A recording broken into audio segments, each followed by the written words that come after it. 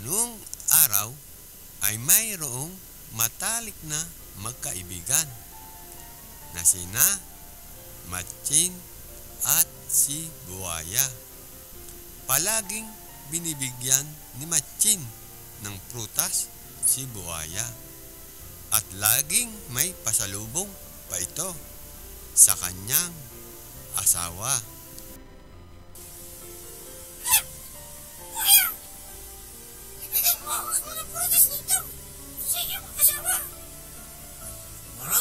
Maraming salamat sa iyo, Matsin.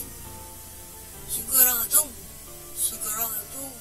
matutuong muli ang asawa ko sa iyo sa mga ibigay mong prutas. Wala naman, kaibigang Buwaya. Tuwang-tuwa si Buwaya nang ibigay ang mga prutas sa kanyang asawa. Subalit, gayon na lang ang gulat niya nang tanggayan ng kanyang asawa ang prutas na galing kay Matsin. Ayoko na ng prutas na galing sa kay Matsin. Siya gusto ko. Dalhin ko siya rito. Gusto ko kainin ang kanyang puso. Sawang-sawa na ako sa mga prutas na ibinigay niya. Pero aking asawa, siya'y aking kaibigan. Di lalo magaling. Dahil sa kaibigan mo siya, makukumbinsin mong sasama siya sa iyo. Pero aking asawa, Basta, sundin mo ang utos ko. Dalhin mo si Matsin dito. Gusto kong kainin ang kanyang puso. at wala nang nagawa siya, kundi sundin ang utos ng kanyang asawa.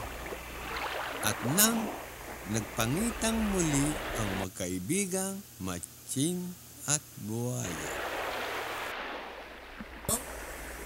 Kaibigang Matsin, inaanyayahan kita sa amin. Kasi gustong-gusto kang makita at makilala ng aking asawa at nang magpasalamat sa iyo. O sige, sasama ako sa iyo at nang makilala ko naman ang asawa mo. Oh, sumakay ka na sa likod ko.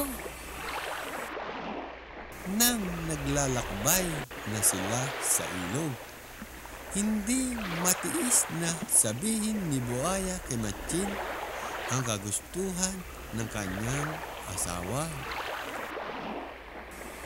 Sa totoo lang, Matsin, ang puso mo lang ang gusto ng asawa ko.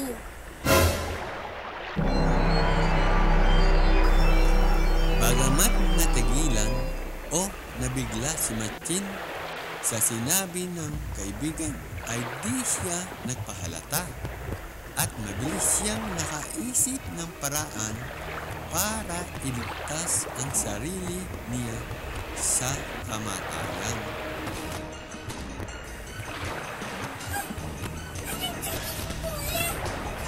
Bakit di mo sinabi agad sa akin? Nang madala ko ang aking puso, nakasabit sa puno ng kahoy na aking tirahan.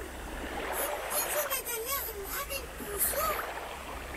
Ah, ganun ba? Di ibabalik kita sa inyo. Ibalik mo na ako sa pinanggalingan ko at kukunin ko ang puso ko para sa asawa mo.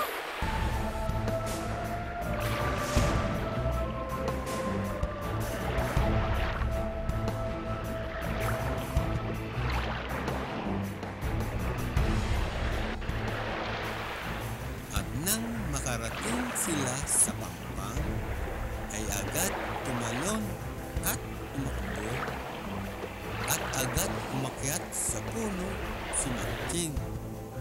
at siya ay nakaligtas sa bingit ng kamatayan.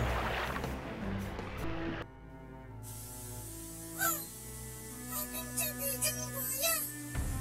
Nagtiwala ako sa iyo ng lubusan. Ito pa ang igaganti mo sa akin. Kinakain na kita ng iba't ibang prutas. Ito pa ang igaganti mo sa akin. Sa ngayon, ang ating pagkakaibigan ay tapos na. At diyan nagtatapos